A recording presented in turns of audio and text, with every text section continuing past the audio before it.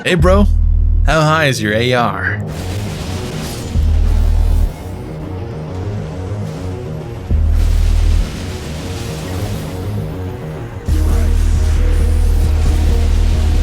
What's up guys, it's Project, and are you ready to one-shot bosses and destroy groups of enemies with ease? Well, you came to the right video. This time we're combining two of the strongest weapons after patch 1.04 together to make a banger of a PvE destroying build.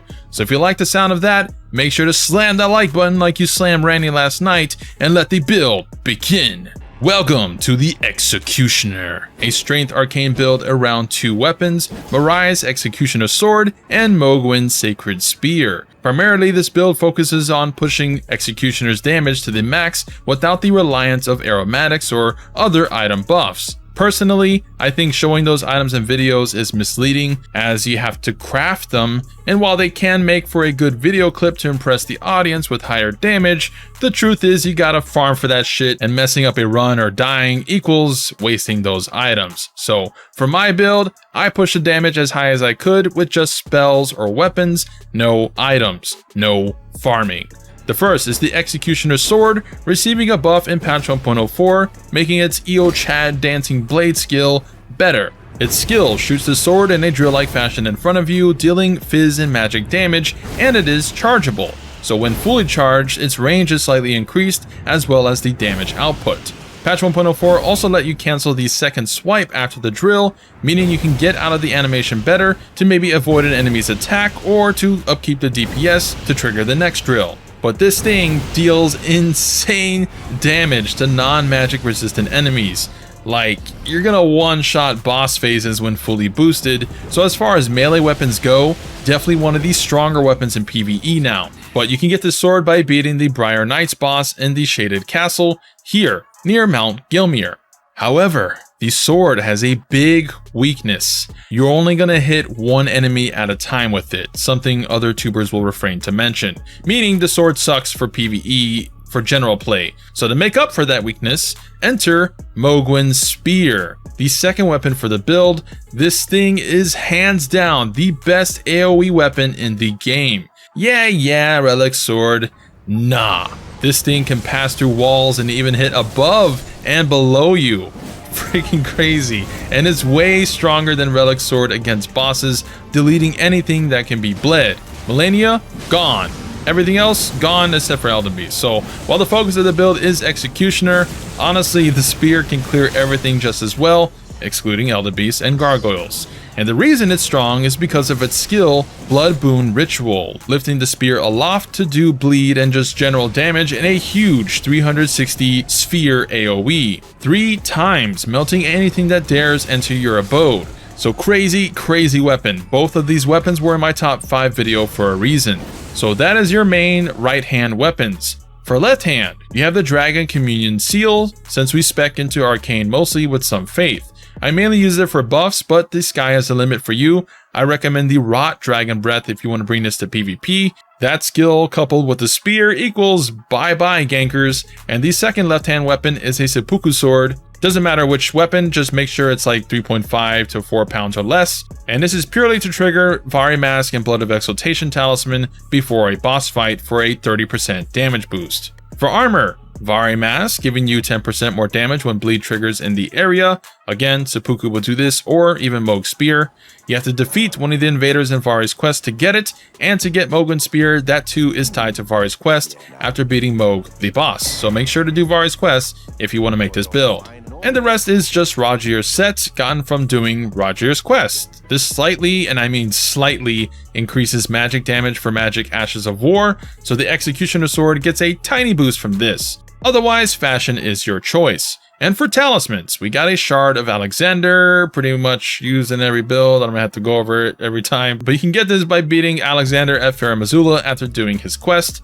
Blood of Exaltation Talisman, giving you a 20% increase in damage, pretty much the same effect as Vari Mask. So combined, they give a 30% damage boost total. So double the boost Godfrey's Icon would give, although for Elden Beast specifically, I would swap to Godfrey's Icon as you don't have time to do all these buffs at once for the second phase.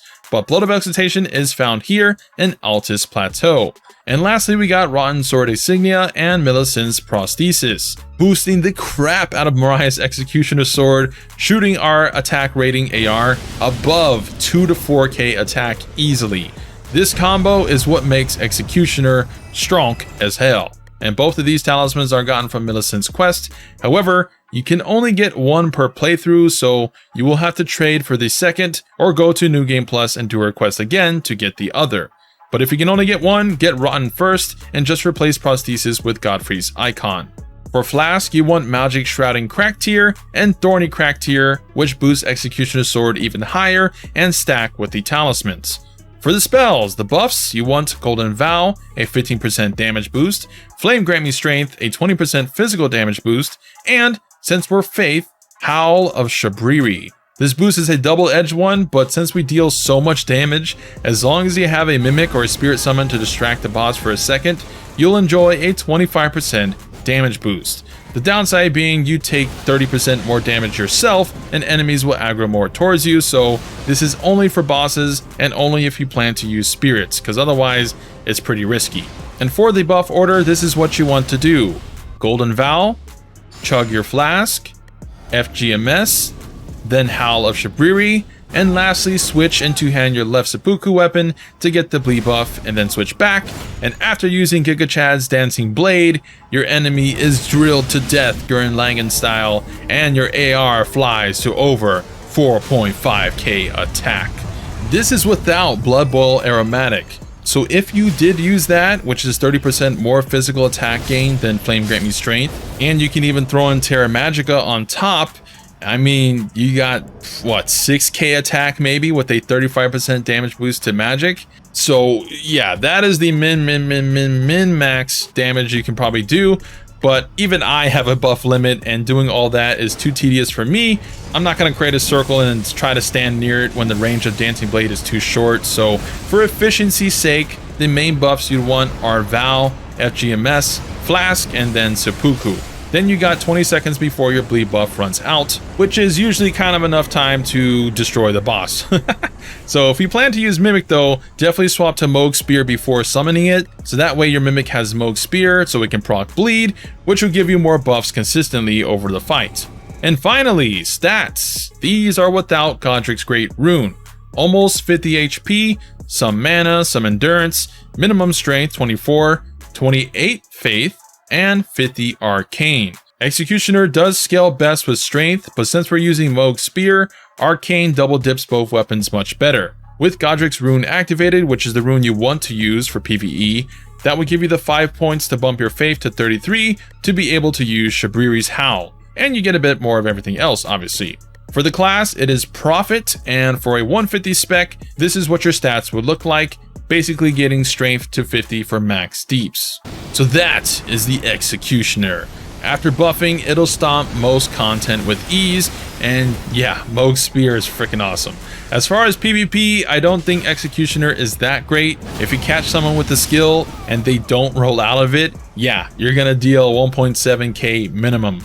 But you can roll out of it, and I believe you can poison it as well to roll out of it. It's pretty telegraphed and the range is still not that good, so if you want to try it out in PvP, do not charge it. Simply hit L2 one time and pray it hits. But yeah, have fun with the build, and if you enjoyed the video, drill that like button.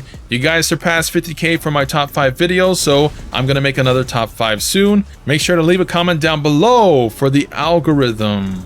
Me love you long time for that, and subscribe for more OP min-max builds like this, and hit the notification bell for more Elden Ring epicness.